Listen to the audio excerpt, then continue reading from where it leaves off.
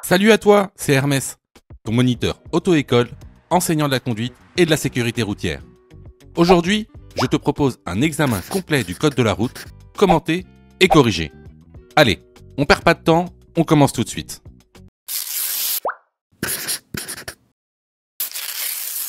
Question numéro 1.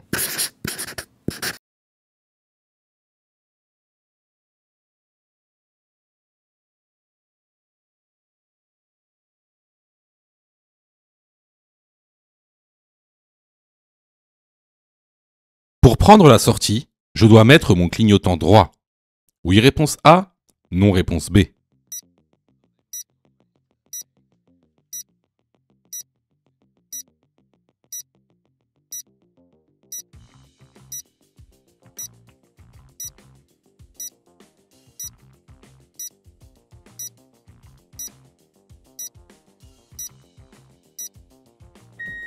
Alors, effectivement, on est sur un carrefour à sens giratoire.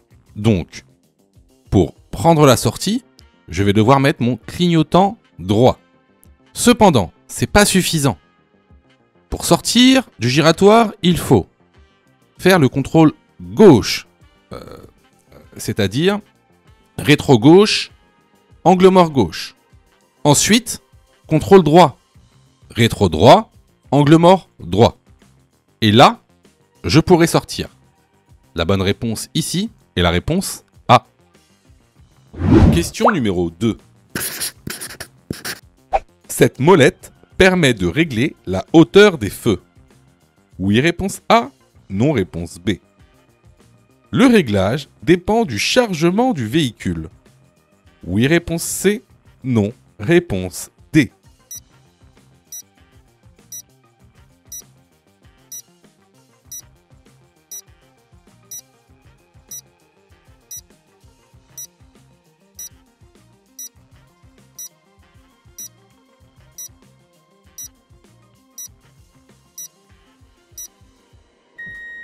Alors, question très intéressante. Alors, effectivement, cette molette que tu vois permet effectivement de régler la hauteur des feux. Bon, bah, c'est une molette avec en général 4 crans. Mais parfois, sur certains modèles de voitures, il peut y en avoir 3. Comme tu le vois ici, c'est une molette que tu tournes, d'accord, avec des crans. Et qui se situe en général à côté du volant. Alors là, tu vas me dire, mais pourquoi régler les feux d'un véhicule ? Bah, tout simplement parce que la hauteur de tes feux dépendra du chargement du véhicule. Prenons un petit exemple, et c'est un exemple grossier, hein, et j'ai fait exprès de prendre un exemple grossier pour que vous puissiez comprendre. On prend par exemple un véhicule qui n'est pas chargé. Alors, qu'est-ce qui va se passer ? Bah, les feux sont bien réglés et les feux pointent vers la route. Ça, c'est des feux bien réglés. Par contre, si on commence à charger le véhicule, regardez ce qui va se passer. Si on commence à charger le véhicule, soit des personnes, soit des valises, peu importe le chargement, ben la voiture, qu'est-ce qu'elle va faire ? Elle va se lever. Ça va créer ce qu'on appelle un moment. La voiture va se lever. Et donc, si elle se lève, ben, les feux vont pointer vers le haut. Les feux ne vont plus éclairer la route.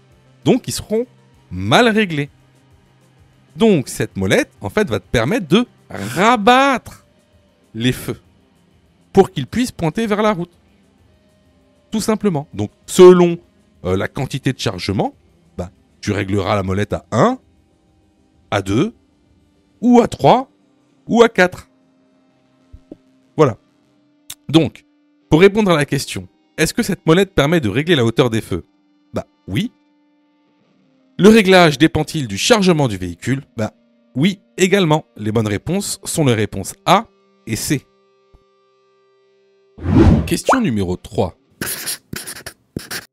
Pour aller à Lausanne, je vais prendre l'autoroute 41. Oui, réponse A. Non, réponse B.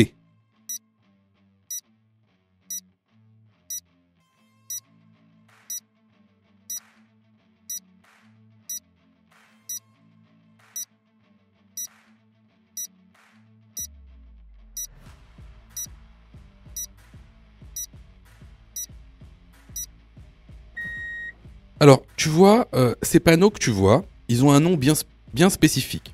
C'est ce qu'on appelle des panneaux de position. Alors, juste pour mémoire, un panneau de position appartient au groupe des panneaux de direction. Les panneaux de direction appartiennent eux-mêmes au groupe des panneaux d'indication. Alors, en général, ces panneaux de position, avant ces panneaux, quelques kilomètres avant ces panneaux de position, tu as ce qu'on appelle des panneaux d'affectation. Et avant ces panneaux d'affectation, en général, tu as ce qu'on appelle des panneaux de bifurcation. Alors, pourquoi je vous dis tout ça?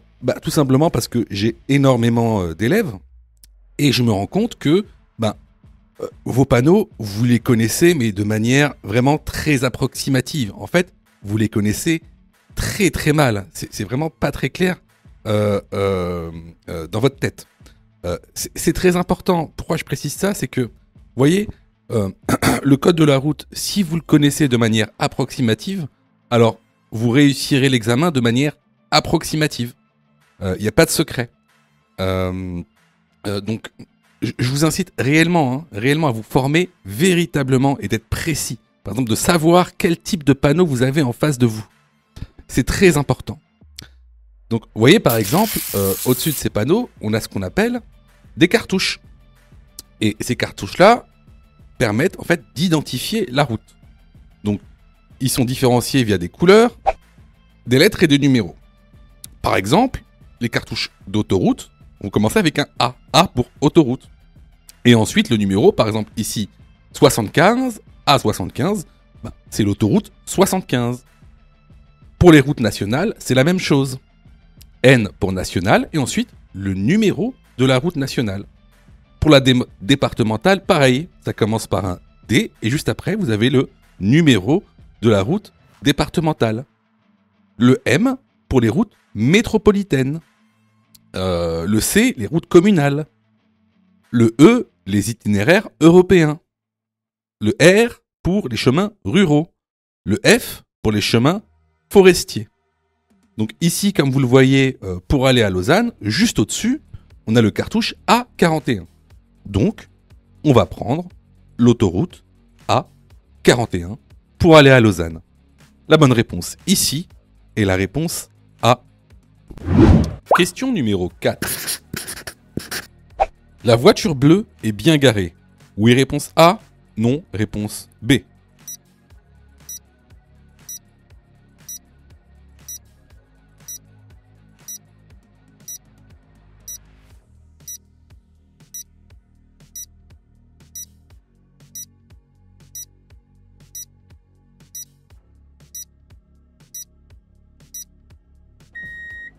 Alors, vous devez savoir qu'il existe 4 types de stationnement interdits. Vous avez les stationnements abusifs, les stationnements gênants, les stationnements très gênants et les stationnements dangereux. Alors, je vous incite fortement à aller dans la formation pour savoir quels sont ces 4 stationnements interdits et leur signification. Aujourd'hui, on va seulement parler des stationnements très gênants. Pourquoi? Tout simplement parce que ici, la voiture bleue est garée sur un trottoir. Donc, se garer sur un trottoir constitue donc une infraction de stationnement très gênant. Donc ça, c'est 135 euros, 135 euros d'amende. Donc ça, c'est une infraction de classe 4. Également, donc certes, il est garé sur un trottoir, donc stationnement très gênant. Mais en plus de ça, regardez bien, il y a un passage piéton. Et sachez qu'il est interdit de se garer à moins de 5 mètres avant un passage piéton. Pourquoi? Parce qu'en fait, ça constitue également un stationnement très gênant. C'est-à-dire que là, si un policier veut verbaliser, il va pas seulement verbaliser pour le fait que vous soyez dans un trottoir. Il va également verbaliser pour le fait que vous soyez 5 mètres avant un passage piéton. Donc là, c'est 2 amendes de 135 euros. 2 amendes. Donc ici, effectivement, la bonne réponse est la réponse B.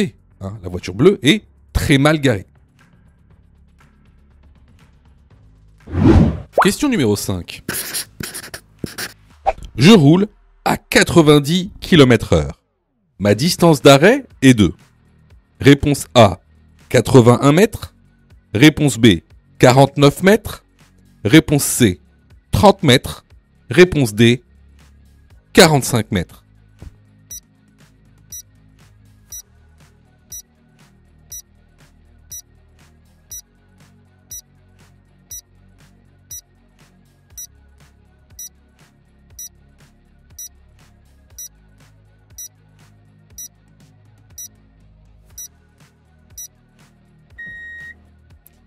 Alors, déjà, qu'est-ce qu'une distance d'arrêt? La distance d'arrêt, c'est la distance que tu parcours du moment où tu perçois un danger jusqu'au moment où le véhicule est totalement à l'arrêt. Donc, la distance d'arrêt comprend donc deux distances. La première, c'est la distance parcourue durant le temps de réaction. Alors, qu'est-ce que la distance parcourue durant le temps de réaction? C'est la distance que je mets entre le moment où je perçois un danger et où le moment où j'effectue une action. Par exemple, freiner. Donc ça, c'est ce qu'on appelle la distance parcourue pendant le temps de réaction. Ensuite, la distance d'arrêt est également constituée de la distance de freinage, c'est-à-dire la distance que tu vas effectuer entre le moment où tu appuies sur le frein et le moment où tu t'arrêtes complètement. Alors, maintenant que vous connaissez la distance d'arrêt, comment je fais pour calculer la distance d'arrêt? Alors là, c'est aussi très simple, hein, c'est une question de cours simple. Alors, ici, on roule à 90 km/h. Ce que je fais pour calculer la distance d'arrêt, je prends le chiffre des dizaines. Donc ici, le chiffre des dizaines, c'est 9. Et je le multiplie par lui-même, ce qui me donne 81. Donc ici, à 90 km/h, ma distance d'arrêt est de 81 mètres. La bonne réponse est donc la réponse A. Question numéro 6. Je klaxonne le piéton. Oui, réponse A. Non, réponse B.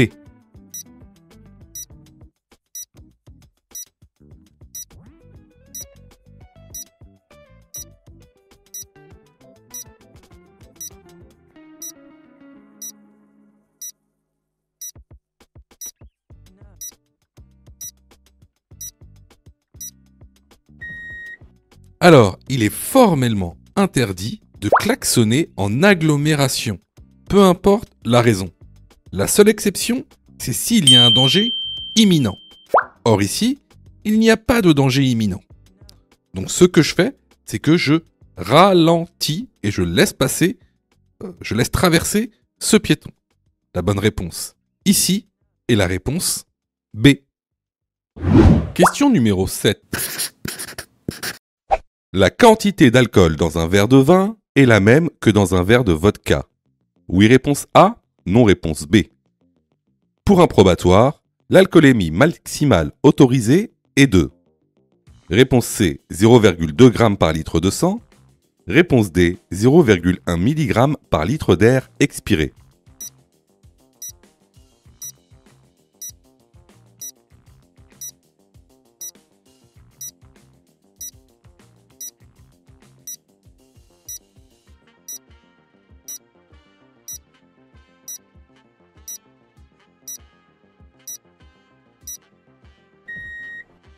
Alors, comme tu le vois sur cette image que tu retrouveras dans la formation, les verres d'alcool sont différents selon la nature de l'alcool. Tu vois bien, par exemple, qu'un verre de bière est beaucoup plus grand qu'un verre de vin. Hein, un verre de bière, c'est 25 centilitres, un verre de vin, c'est 10 centilitres. Par conséquent, en fait, il y a exactement la même quantité d'alcool dans un verre de vin que dans un verre de bière. Et cette quantité est de 10 grammes d'alcool par verre. C'est ce qu'on appelle des verres standardisés. Ensuite, pour la deuxième partie de la question. Pour un probatoire, l'alcoolémie maximale autorisée est de 0,2 g par litre de sang, qui équivaut à 0,1 mg par litre d'air. Donc, les bonnes réponses ici sont les réponses A, C et D. Question numéro 8. Je dois dégivrer les vitres de mon véhicule avant de prendre la route. Oui, réponse A, non, réponse B.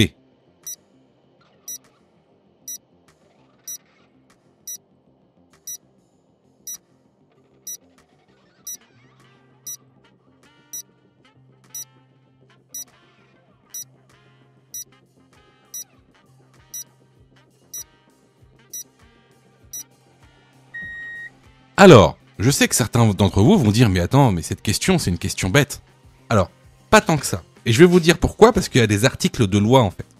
Alors, il faut savoir que le pare-brise est un élément de sécurité, d'accord ? Ce pare-brise doit être propre tout le temps. Il doit être visible, en fait. Tout le temps.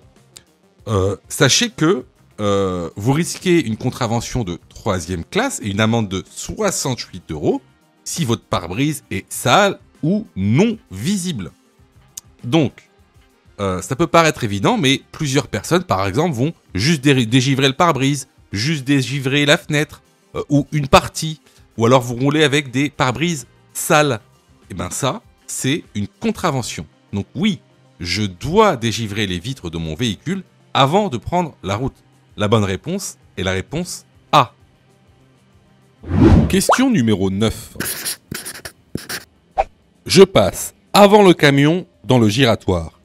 Oui, réponse A. Non, réponse B.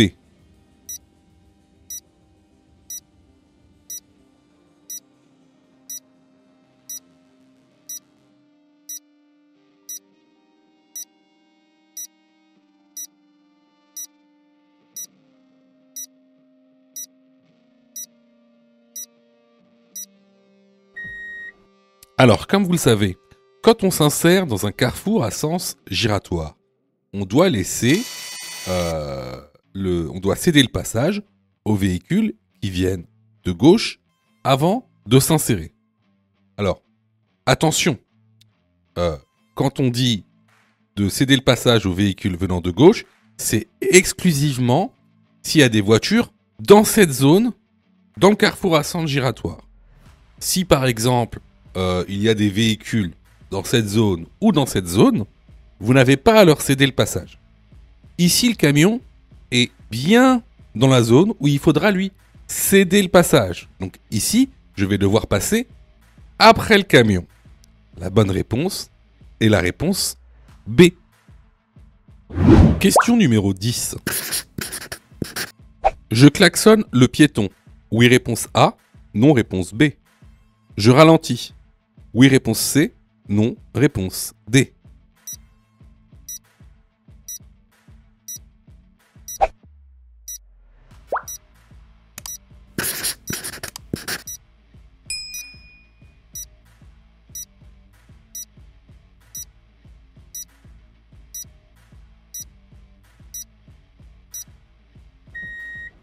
Alors, je pense que maintenant, tu le sais, en agglomération, il est strictement interdit de klaxonner, sauf danger immédiat. Ici, il n'y a pas de danger immédiat. Le piéton est assez loin. Donc, est-ce que je ralentis ? Oui, ici, je ralentis et je laisse passer le piéton. Les bonnes réponses sont les réponses B et C. Question numéro 11. Je cède la priorité aux véhicules à droite. Oui, réponse A. Non, réponse B. Je fais des appels de feu stop. Oui, réponse C. Non, réponse D.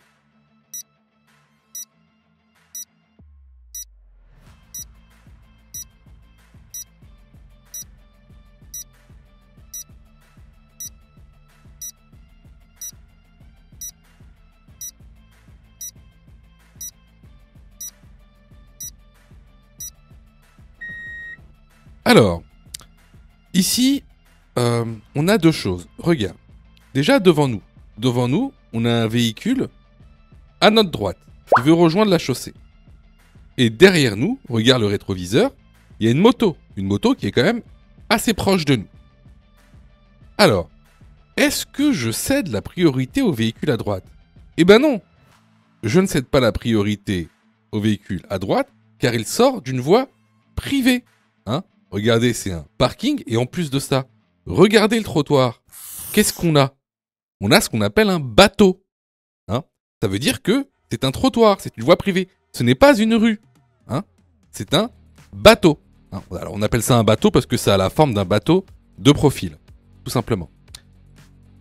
Alors, j'ai quand même un danger parce que le conducteur de ce véhicule, il n'a pas l'air de nous avoir vus, en fait.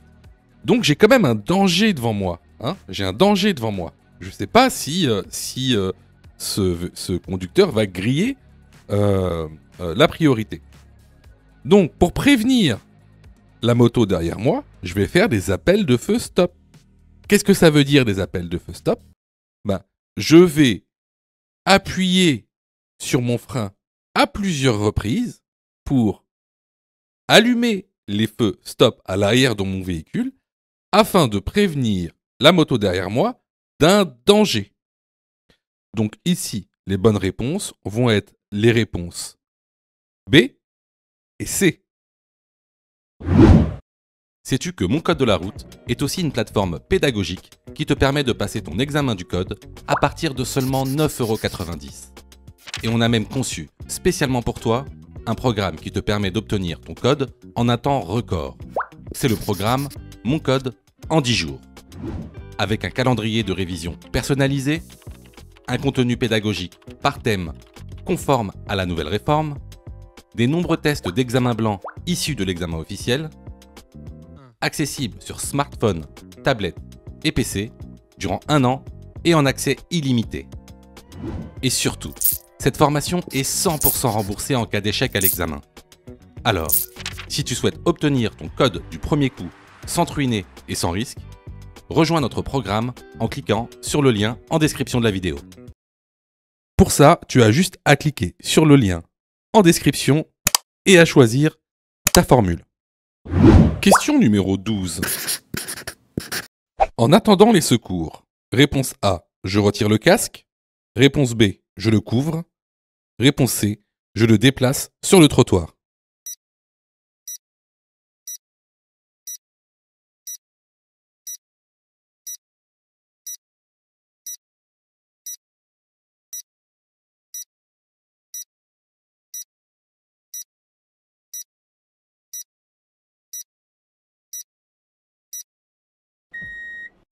Alors, à savoir, ne jamais retirer le casque d'un motard qui vient d'être accidenté. Ne jamais également déplacer une personne qui est inconsciente, sauf risque de suraccident. Donc, ici, ce qu'on fait, c'est qu'on le couvre. La bonne réponse est la réponse B. Alors, attention, tout ce qui est dit sur cette chaîne concernant les secours, les premiers secours à la personne ne sont valables que pour l'examen du code de la route. C'est de la théorie pure. Pourquoi je vous dis ça? Parce qu'en fait, dans la réalité, il y a plein de cas particuliers. Donc, si vous voulez savoir comment réellement secourir une personne, il faut passer votre brevet de secourisme. D'accord? Donc, ce qui est dit ici n'est valable que pour passer l'examen du code de la route, car c'est de la théorie. On ne fait que balayer les grandes lignes. Question numéro 13. Pour dépasser ce vélo, A, je m'écarte. B, je reste sur ma voie.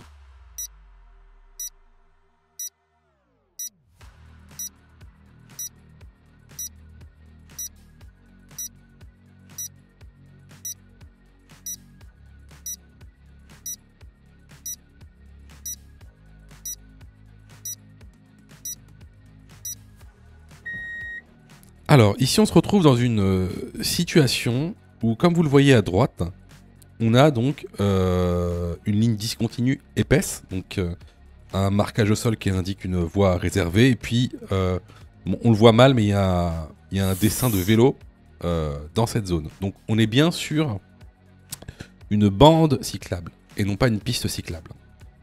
Donc on a affaire à une bande cyclable avec des vélos dessus. Alors, si je souhaite dépasser ce vélo, il faut savoir une chose, c'est que là on est en agglomération. Donc en agglomération, je dois avoir une distance d'environ 1 mètre entre moi, entre le véhicule et le vélo. Donc là on voit que le vélo est à gauche de la bande cyclable. Donc pour le dépasser, il faudra que je m'écarte. Alors, bien sûr, avant de s'écarter ou de changer de direction, on regarde toujours le rétroviseur. On regarde ce qu'il y a derrière nous. Là, lorsque je regarde le rétroviseur, je vois que la voie de gauche est libre. Hein. Il y a une voiture blanche, elle est vraiment au fond. Donc, je peux m'écarter. Donc ici, les bonnes réponses, ce seront les réponses A. Question numéro 14. Je conduis un véhicule automatique. Pour quitter le véhicule, je place le sélectionneur sur... Réponse A, S. Réponse B, D. Réponse C, P. Réponse D, N.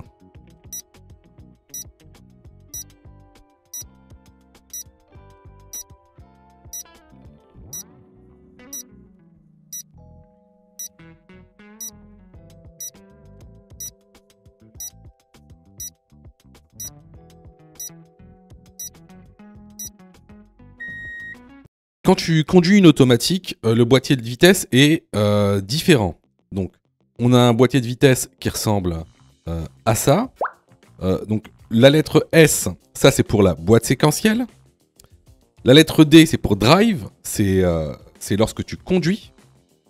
La lettre N, c'est pour neutral, ça c'est le point mort. La lettre R, c'est pour reverse, ça c'est la marche arrière. Et enfin, la lettre P, c'est pour le stationnement.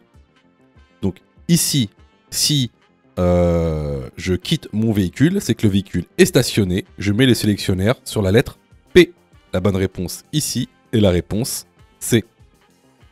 Question numéro 15.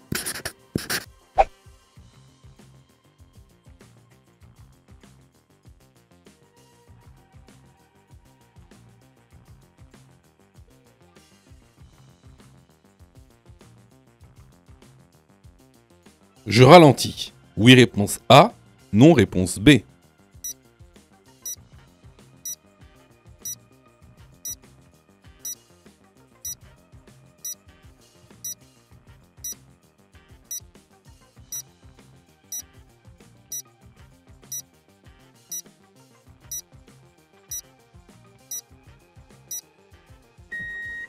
Alors, regardez, on va se remettre la vidéo, on comprendra un peu mieux. Alors, si vous regardez bien, donc là, on est sur autoroute. Et ce qui va se passer, c'est qu'on va prendre une sortie. Et regardez, juste là, on a un panneau 90 et là, un panneau 70. Seulement, lorsqu'on regarde notre compteur, bah, là, on voit qu'on est, on est à 102 km/h.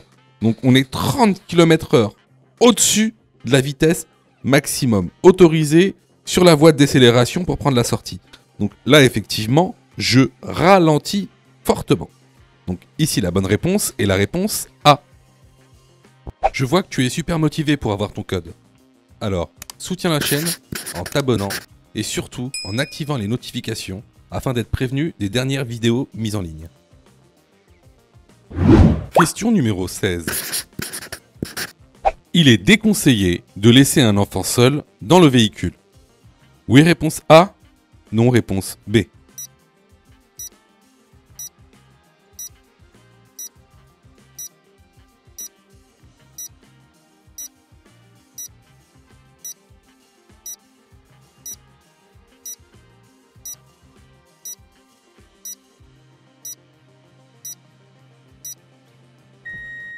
Alors, cette question a l'air évidente, mais encore beaucoup de personnes laissent leur enfant seul dans le véhicule. Et cela peut entraîner énormément de déconvenus, les enfants peuvent toucher les commandes, et ça peut être très dangereux. Donc on ne laisse jamais, même quelques secondes, un enfant dans un véhicule seul.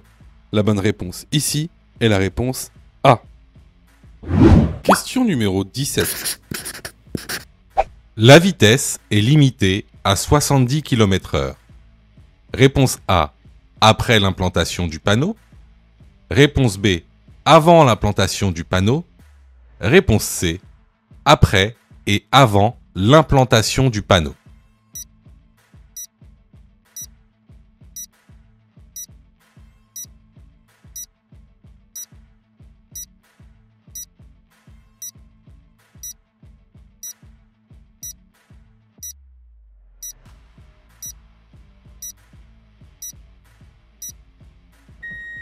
Alors ça, c'est un truc qu'on a vu plusieurs fois, que ce soit dans l'information ou les vidéos YouTube. Il faut savoir que chaque type de panneau a ses étendues de prescription. Alors n'oubliez pas, une étendue de prescription, en résumé, c'est quoi? C'est où l'ordre commence et où l'ordre se finit. Ici, on est sur un panneau d'interdiction. Donc, concernant les panneaux d'interdiction, en général, la prescription commence à l'implantation du panneau et se finit à la prochaine intersection. Donc, ici, pour en revenir à la question, donc la vitesse est limitée à 70 km/h après l'implantation du panneau. La bonne réponse ici est la réponse A. Alors vraiment, là on passe très très vite sur certaines notions qui sont très importantes. Sachez que là on a vu l'étendue de prescription seulement pour les panneaux d'interdiction. Ensuite, pour les autres types de panneaux, l'étendue de prescription est totalement différente. Donc là, ce que je suis en train de dire, ça vaut que pour les panneaux d'interdiction et encore de manière générale. Donc pour ça, je vous incite à aller dans l'information pour être vraiment plus précis. Question numéro 18. Le contrôle du niveau de liquide de refroidissement se fait. Réponse A, moteur chaud. Réponse B, moteur froid. Réponse C, moteur à l'arrêt. Réponse D, sur sol plat.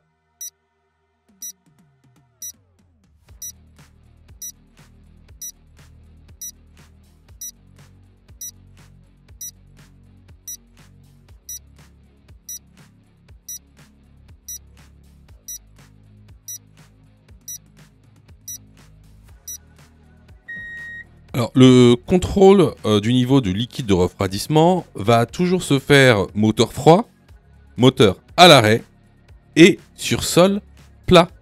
Les bonnes réponses ici sont les réponses B, C et D. Question numéro 19. Je dois faire une pause toutes les 2 heures de conduite. Oui, réponse A, non. Réponse B.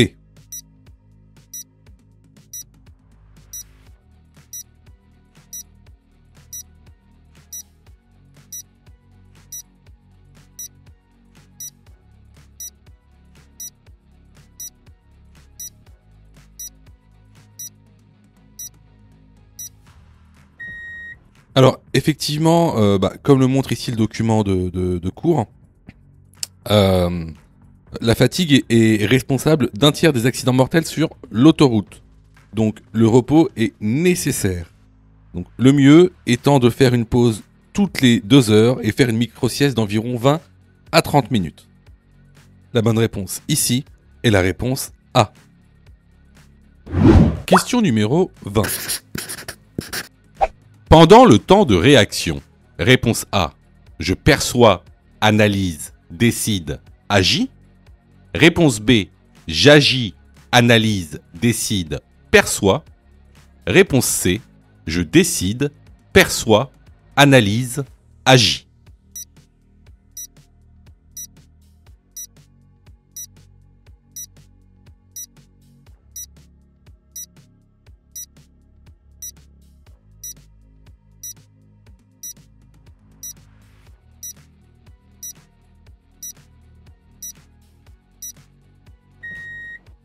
Alors déjà, c'est quoi le temps de réaction? Le temps de réaction, c'est le temps qu'il va me falloir entre le moment où je perçois avec mes yeux un danger, par exemple ici le piéton qui marche sur la route, et le moment où je vais agir, par exemple ici freiner. Ce temps de réaction est de 1 seconde pour une personne normale, c'est-à-dire dans des conditions normales. Qu'est-ce qui va se passer exactement durant ce temps de réaction? Comme on l'a dit, tout d'abord, on va percevoir le danger. Ensuite, on va analyser le danger. Ensuite, on va prendre une décision. Et enfin, on va agir. Par exemple ici, freiner. C'est ce qu'on appelle le PADA. P-A-D-A. C'est un moyen mnémotechnique pour s'en souvenir. De plus, bon à savoir, durant ce temps de réaction, on va parcourir une certaine distance, qu'on appelle la distance parcourue pendant le temps de réaction. Donc, ici, pour répondre à la question, pendant le temps de réaction, je perçois, analyse, décide, agis. La bonne réponse est la réponse A. Question numéro 21. Je circule sur une route. A. Nationale. B. Départementale. C. Métropolitaine.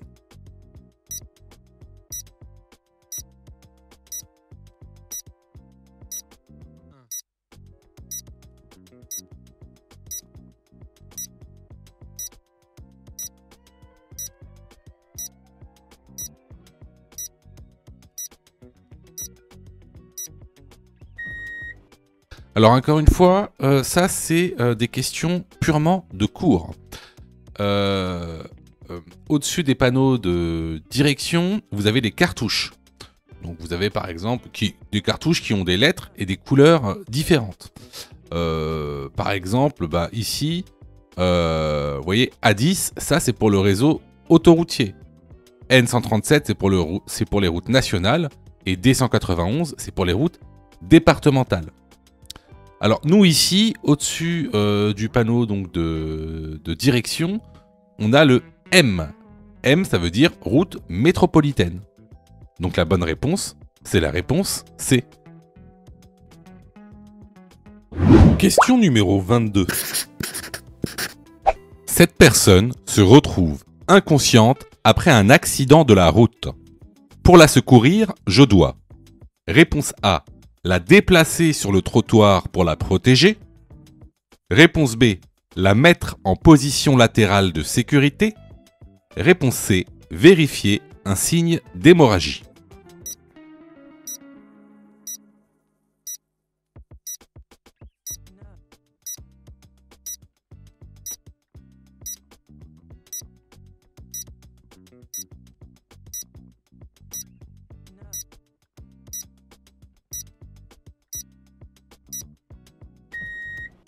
Alors, comment secourir une personne victime d'un accident de la route et qui se retrouve inconsciente?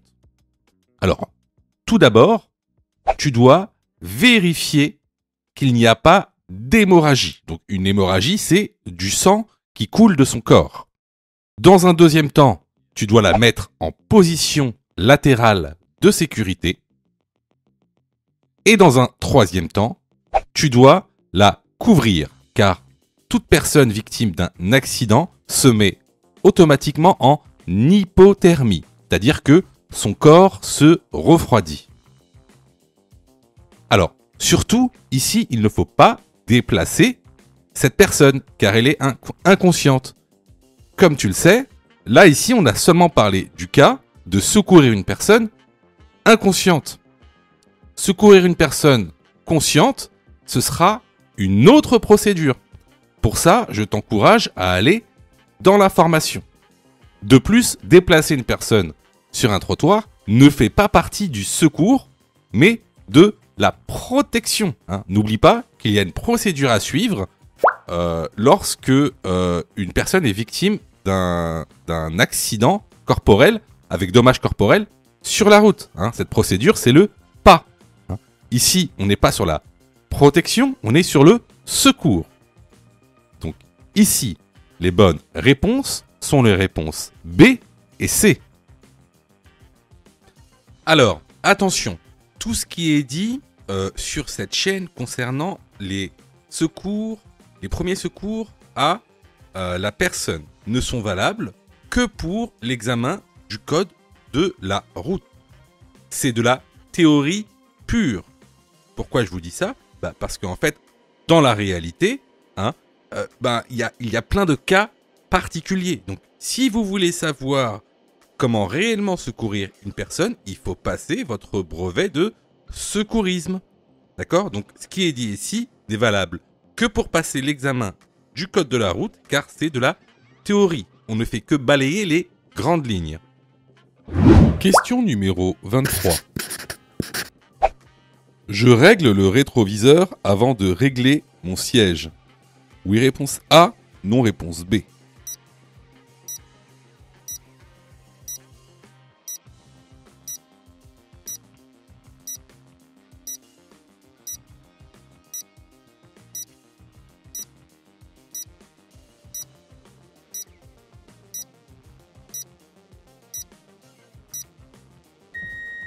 Alors, concernant la procédure d'installation, tout d'abord, il faudra régler son siège. Ensuite, il faudra régler son volant. Ensuite, régler ses rétroviseurs. Et ensuite, boucler sa ceinture. Donc, la bonne réponse ici est la réponse B. Question numéro 24. Le constat amiable papier, réponse A, est obligatoire à bord du véhicule. Réponse B, doit être envoyé à l'assureur sous 5 jours.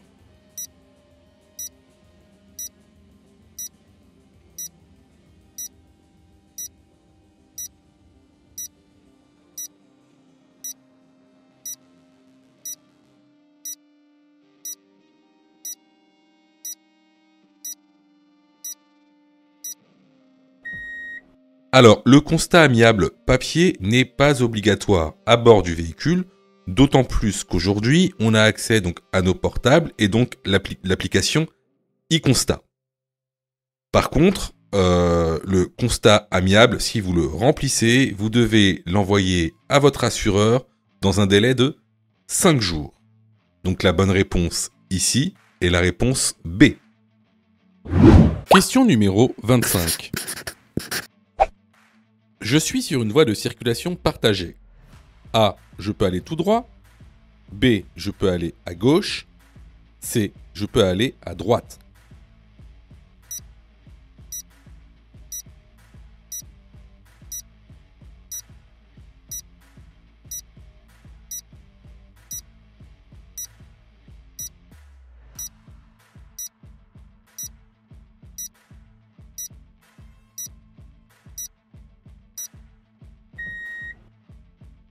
Alors, une zone de circulation partagée, c'est justement une zone où, ici par exemple, les tramways peuvent circuler avec les véhicules motorisés.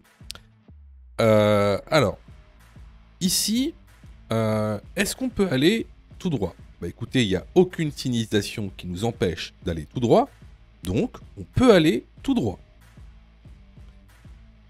Est-ce qu'on peut aller à droite ?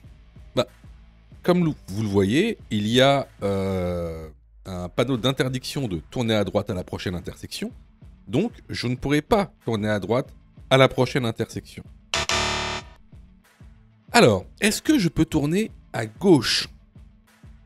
Alors, bien sûr, je peux également tourner à gauche si je le souhaite.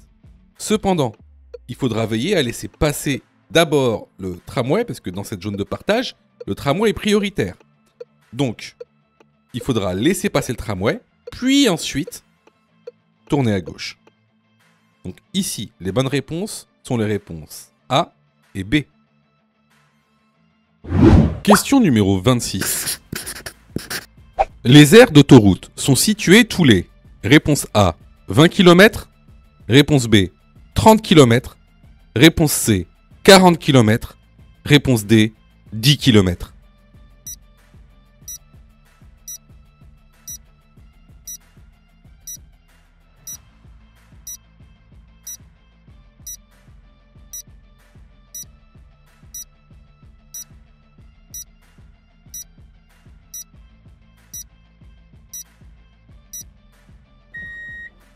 Alors, il faut savoir que les aires d'autoroute sont situées tous les 20 km. La bonne réponse ici est la réponse A. Alors, vous voyez, il y a beaucoup de gens, en fait, je sais, hein, je sais que vous vous êtes trompés. Enfin, beaucoup d'entre vous se sont trompés. Je sais que vous passez beaucoup de temps à réviser votre code. Je le sais. Hein, sûrement que même vous avez une application gratuite. Mais vous savez, les applications gratuites, si c'est gratuit, ne pensez pas que vous allez avoir de la qualité. D'accord ? Ne pensez pas ça. Hein, c'est pas pour rien qu'il y a 40% de taux d'échec. Quasiment la moitié des gens qui regardent cette vidéo vont rater leur code.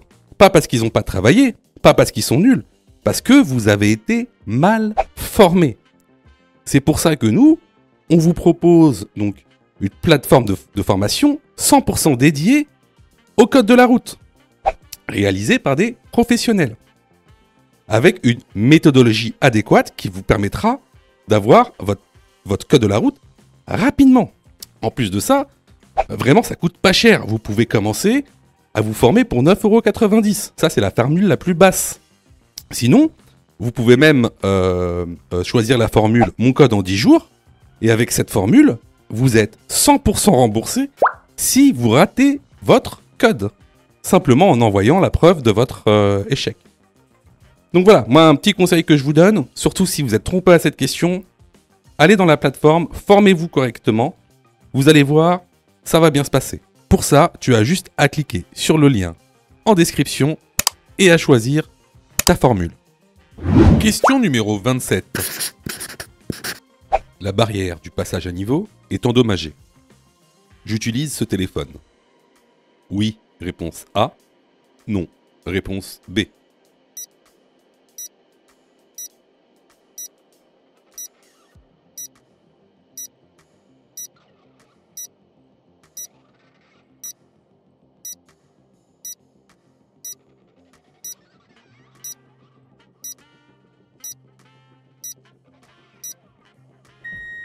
Alors, il faut savoir que les bandes téléphoniques qui sont à proximité des passages à niveau sont directement reliées à un agent de gare.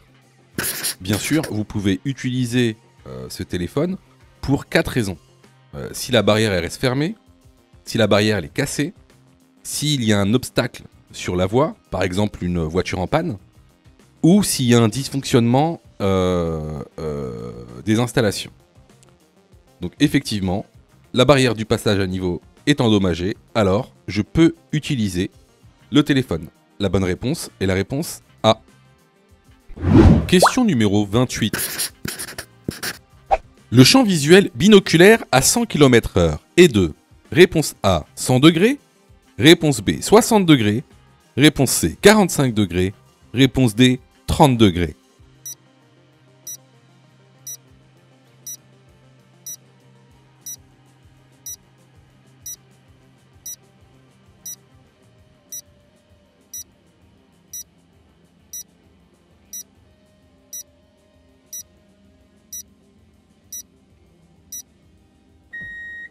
Alors, tout d'abord, c'est quoi le champ visuel ?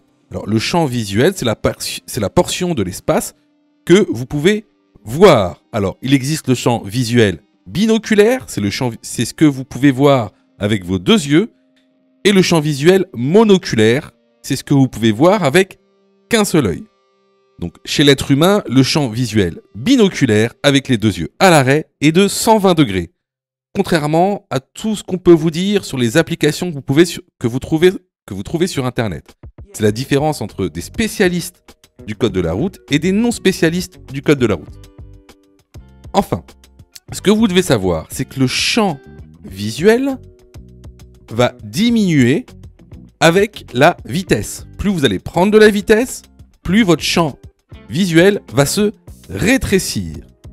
Alors ici, on a un tout petit schéma Donc ici, vous voyez que à 40 km/h, on a un champ visuel binoculaire de 100 degrés.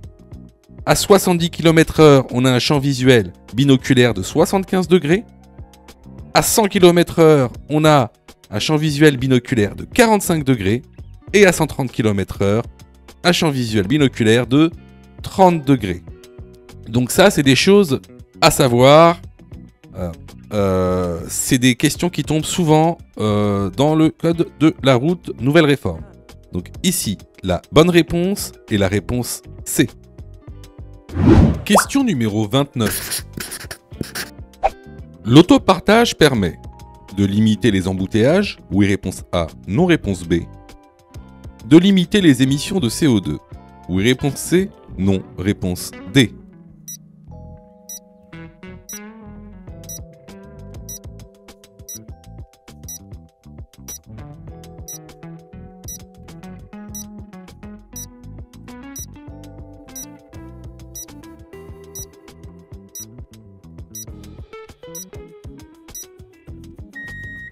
Alors oui, effectivement, l'autopartage permet de limiter les embouteillages et également de limiter les émissions de CO2.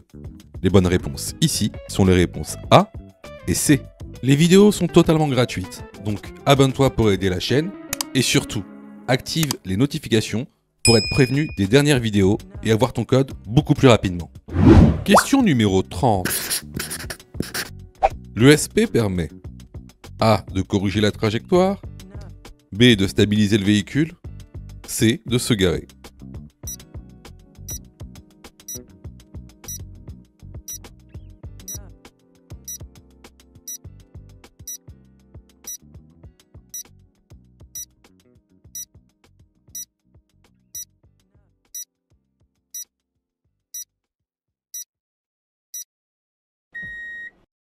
Alors, l'ESP, c'est une aide active à la conduite, en opposition avec les aides passives à la conduite.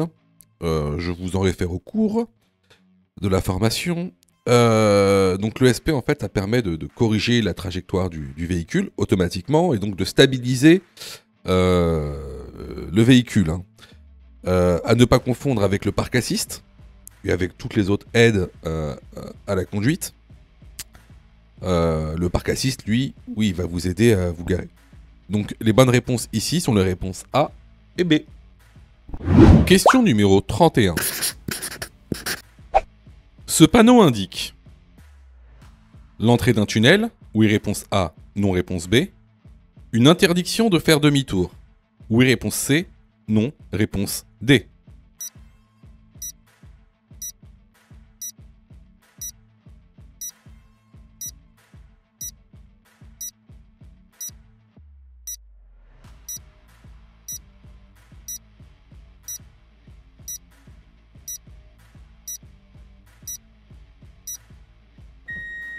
Alors, encore une chose qu'on a vue à plusieurs reprises, donc ce panneau, effectivement, indique l'entrée d'un tunnel. Bon, c'était plutôt facile, il y a un tunnel devant nous. Cependant, comme beaucoup d'autres panneaux, ce panneau sous-entend d'autres panneaux.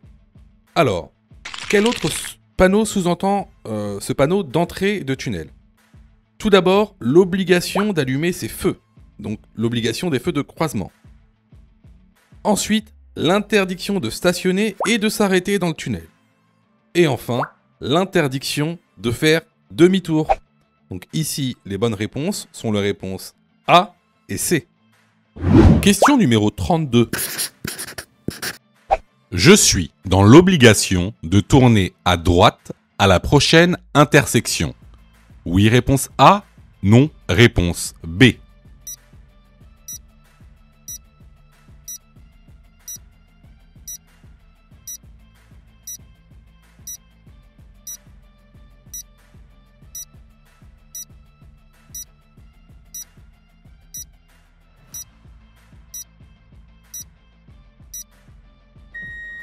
Alors, comme tu peux le voir juste ici, on a un panneau d'obligation. Ce panneau d'obligation t'oblige à tourner à droite à la prochaine intersection. Alors, ne pas confondre ce panneau avec celui-ci, qui a une toute autre signification. Donc, aujourd'hui, on n'aura pas le temps de traiter de ce sujet, mais si tu veux en savoir plus sur ce panneau, rendez-vous dans la formation. Donc, pour revenir à la question, la bonne réponse est la réponse A. Question numéro 33. L'étiquette énergie permet de connaître le niveau d'émission de CO2 d'une voiture. Oui, réponse A. Non, réponse B.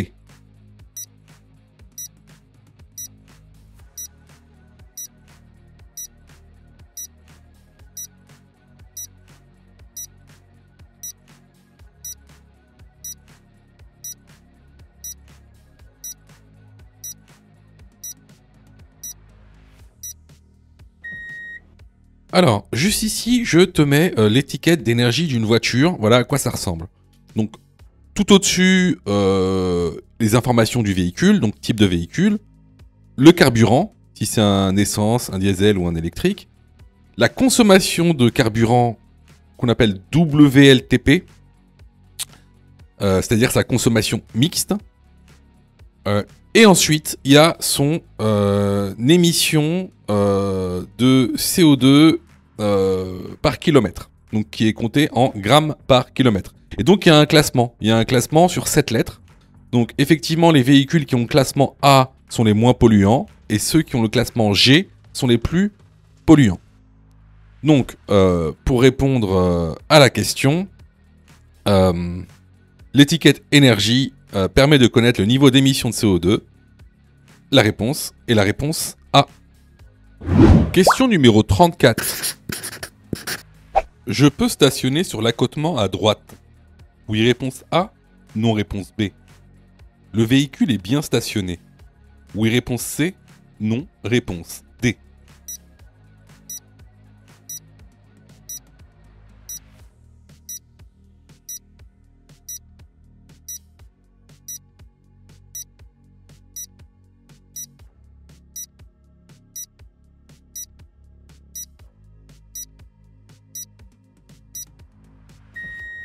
Alors ici, tu remarqueras qu'à notre droite, on a des lignes de rive discontinues.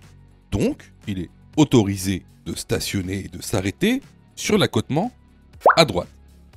Concernant le véhicule qui y est stationné, justement. Alors là, vous remarquerez une chose. Vous remarquerez que il est stationné juste devant une intersection. Or, c'est ce qu'on appelle un stationnement dangereux. Donc, ça, c'est 135 € d'amende, 3 points en moins, immobilisation et même suspension. Donc, ici, est-ce que je peux stationner? La bonne réponse est la réponse A. Est-ce que le véhicule est bien stationné? La bonne réponse est la réponse D. Je vous invite fortement à aller dans la formation. Hein, on vous expliquera tout. Clairement, si tu as répondu faux à cette question, ça montre... Alors, ça montre pas que t'as pas révisé. Je suis sûr que t'as passé beaucoup de temps à réviser, à faire des séries, mais ça montre que t'as pas les notions essentielles. Voilà.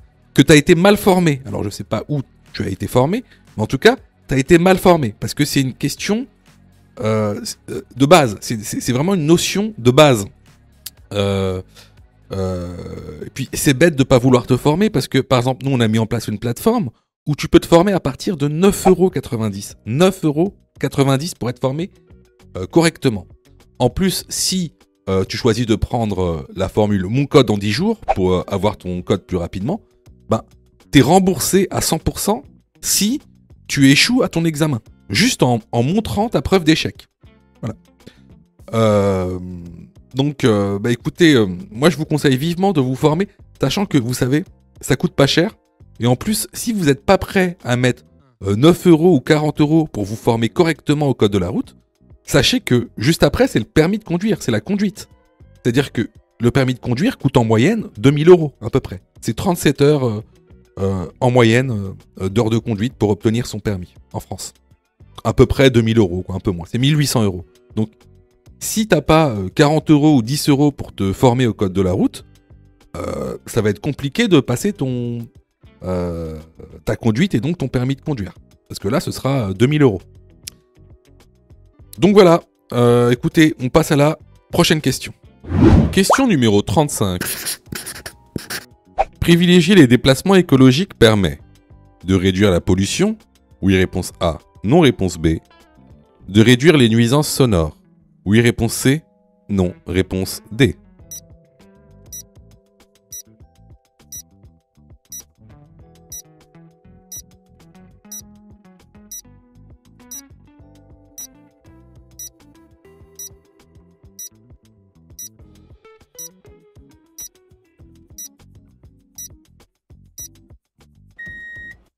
Alors, bien sûr, utiliser des moyens de transport écologiques va permettre tout d'abord de réduire la pollution de l'air et ensuite de réduire aussi la pollution sonore ou les nuisances sonores.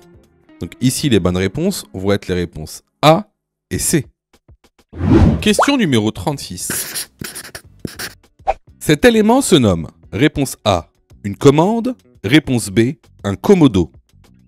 Sur celui-ci, le symbole des feux de brouillard avant sont dirigés vers réponse C, la gauche, réponse D, la droite.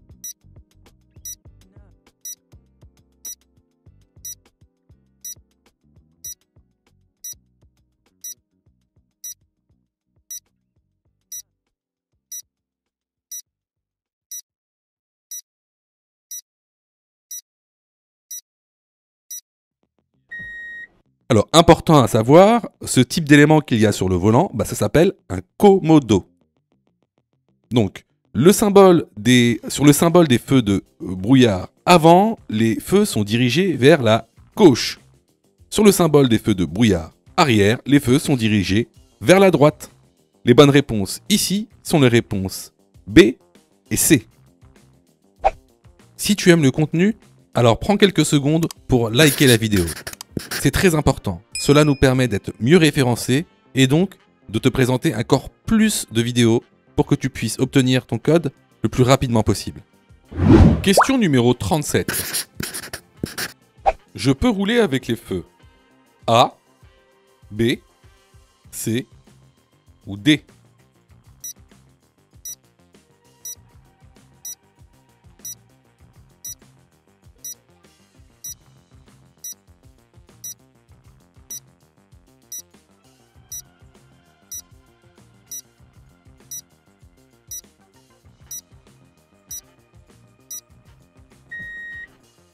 Alors, là ici, encore une fois, c'est du court.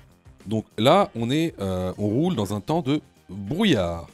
Donc ici, les feux qui vont être autorisés, ça va être les feux de croisement pour pouvoir croiser les véhicules et les feux de brouillard avant,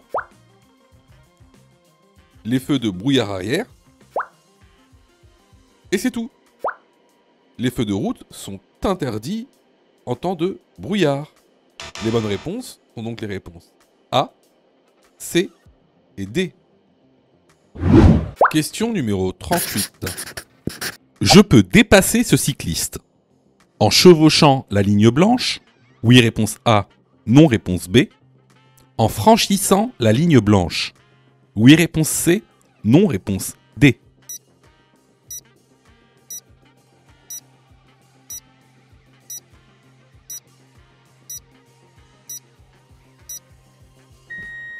Alors ici, tu vois, on a un cycliste devant nous et on est sur une route où il y a une ligne blanche, donc la double sens de circulation.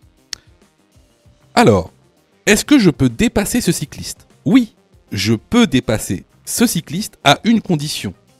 La condition, c'est de chevaucher la ligne blanche. Alors, c'est quoi la différence entre chevaucher une ligne blanche et franchir une ligne blanche? Alors, il est autorisé de dépasser ce cycliste si tu chevauches la ligne blanche. C'est-à-dire, si il y a seulement 2 roues à l'extérieur de la ligne et 2 roues à l'intérieur de la ligne. Si tu franchis la ligne blanche, c'est-à-dire si tes 4 roues sont à l'extérieur de la ligne, alors tu es en infraction. Donc ici, les bonnes réponses sont les réponses A et D. Alors là, c'était vraiment une question de cours qu'on voit régulièrement dans la formation. Donc, si vous avez une fois à cette question, vraiment, je vous incite vraiment à vous former, hein, que ce soit chez nous ou ailleurs. Alors, je reçois plusieurs messages de votre part, d'ailleurs, je vous en remercie. Alors, vous me posez souvent deux questions. Alors, la première, c'est quand est-ce que je suis prêt pour passer mon code? Et la deuxième, c'est est-ce que je dois suivre la formation? Alors, tout d'abord, on va répondre à la première question. Quand est-ce que tu es prêt pour passer ton code? Bah, c'est très simple. Si tu fais moins de 5 fautes sur les 5 dernières séries d'examens blancs que tu as fait, alors tu es prêt à passer le code de la route. Donc attention, hein, ça veut dire que il faut que sur les 5 dernières séries que tu as faites, de manière consécutive, il n'y a pas une seule série où tu as fait plus de 5 fautes. Donc si tu as fait plus de 5 fautes à une seule série, il faut que tu continues à faire des examens blancs. La deuxième question. Est-ce que il serait mieux pour moi de prendre une formation? Alors, là, c'est pareil. Si tu fais 8 fautes ou plus sur les 5 dernières séries d'examens blancs que tu as faites, alors, il est vivement conseillé de te former. Ça veut tout simplement dire que il te manque certaines notions essentielles. Ça veut pas dire que tu connais pas ton cours, ça veut dire qu'il te manque des notions essentielles pour pouvoir progresser. Et clairement, c'est pas en faisant des examens blancs que tu vas progresser, tu vas même plutôt stagner. Voilà. Donc si tu as fait 8 fautes ou plus sur l'une des 5 dernières séries que tu as faites, je te conseille vivement de te former. Surtout que on a mis en place donc une plateforme pédagogique qui répond vraiment à tous vos besoins. On a fait en sorte que tout le monde puisse se former au code de la route. Vous avez la formule standard, par exemple, qui est à 19,90 € par an. Donc vous payez une fois 19,90 € et vous avez le droit à toute la plateforme pendant un an en illimité, avec tous les cours, tous les 10 thèmes, plus de 1200 questions issues de l'examen officiel, commentées et corrigées. Vous avez pour ceux, par exemple, qui veulent passer leur code rapidement, la formule à mon code en 10 jours, pour passer son code en 10 jours, qui est à 39,90 € par an, en illimité. Et en plus, si vous ratez votre code, eh ben vous êtes 100% remboursé, seulement en envoyant votre preuve d'échec. Sinon, pour ceux qui le souhaitent, vous avez la plus petite formule, la formule basique, qui est à 9,90 € par semaine. Celle-ci, c'est une formule qui est hebdomadaire, qui en général est réservée à ceux qui ont déjà passé leur code et qui ont échoué. C'est une sorte de remise à niveau. Donc, vraiment, il y en a pour tous les besoins et il y en a aussi pour tous les prix. Et c'est vraiment pas cher. Ce serait bête de rater son code alors que vous auriez pu vous former pour 9,90 €. Pour ça, tu as juste à cliquer sur le lien en description et à choisir ta formule. Question numéro 39. Le port de la ceinture de sécurité permet de réduire les risques d'accident? Oui, réponse A. Non, réponse B. De réduire le risque d'éjection de l'habitacle en cas d'accident? Oui, réponse C. Non, réponse D.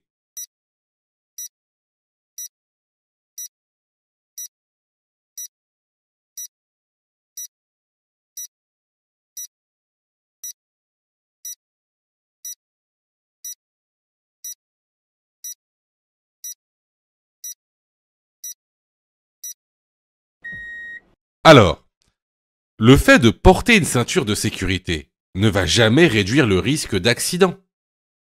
Hein, c'est pas parce que vous portez une ceinture que vous allez moins avoir d'accidents. Hein. Par contre, le fait de porter une ceinture va réduire le risque d'éjection de l'habitacle en cas d'accident. Va même aussi réduire la gravité des blessures en cas d'accident. Mais jamais le port de la ceinture ne va réduire les risques d'accident. Donc ici, les bonnes réponses vont être les réponses B et C. Question numéro 40. Ce véhicule sort de sa place de parking. Réponse A, je freine brusquement. Réponse B, je place mon pied devant le frein. Réponse C, j'accélère.